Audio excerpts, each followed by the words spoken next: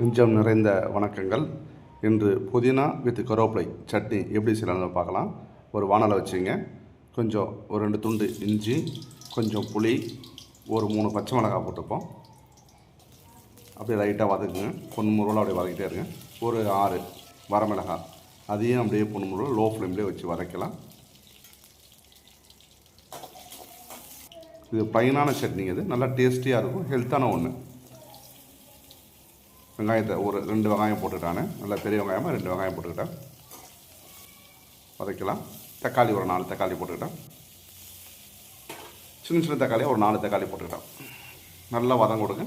கல் உப்பு கொஞ்சம் லைட்டாக மேலே வதங்கிறதுக்கு கல் உப்பு போட்டு வரும். நல்லா வதங்க விட்டு கருவேப்பிலை ஒரு கைப்பிடி அளவுக்கு நல்லா கருவேப்பிலை. பசங்க கருவேப்பிலலாம் சாப்பிடாதுங்க, எடுத்து எட்ட வச்சிரும். இது ஒரு முறை செஞ்சு கொடுத்து பாருங்கள், சாப்பிடுங்க பசங்க. நல்லா சத்தான ஒன்று. கருவேப்பிலையும் மல்லி புதினா இது 3 சட்னிங்க. நல்லா வதங்க விட்டு மூடி போட்டு மூடி வச்சுருங்க. கொஞ்சம் நேரம் அப்படியே எடுத்து நல்லா வதங்கின பிறகு ஒரு தட்டு எடுத்து நல்லா ஆற விட்டு அப்புறம் அரைங்க. ஆற விட்டு அரைச்சி கடுகு உளுத்தம் பருப்பு தாளித்து போட்டிங்க. வேறு எதுவுமே தேவையில்லை. சட்னி இட்லி, தோசை, சப்பாத்தி எல்லாத்துக்கும் தொட்டுக்கலாம். ஒரு லைக் பண்ணுங்கள், ஷேர் பண்ணுங்கள், கமெண்ட் பண்ணுங்கள், சப்ஸ்கிரைப் பண்ணுங்கள். நன்றி, வணக்கம்.